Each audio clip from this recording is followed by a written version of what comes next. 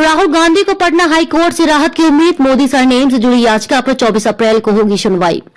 Patna high court में कांग्रेस के वरीय नेता राहुल गांधी की उस याचिका पर 24 अप्रैल को सुनवाई होगी जिसमें पटना के एमएलए एमपी कोर्ट के आदेश को रद्द करने की मांग की गई है। इस कोर्ट ने राहुल को 25 अप्रैल को सदैव उपस्थित होने के लिए कहा है। न्यायाधीश संदीप कुमार के समक्ष राहुल गांधी के अधिवक्ता अंशुल ने इस मामले की त्वरित सुनवाई की गुहार लगाई, जिसे कोर्ट ने स्वीकृति देते हुए इसे 24 अप्रैल को सूचीबद्ध करने का निर्देश दिया। मोदी सरनेम को लेकर दिए गए बयान से जुड़ी यह याचिका 2019 में ही दायर की गई थी।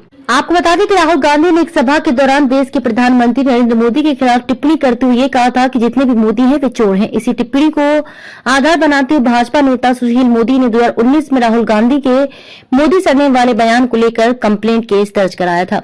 इस मामले में पटना की एमएलए एमपी कोर्ट ने उन्हें 25 अप्रैल को कोर्ट में उपस्थित होने का निर्देश दिया था।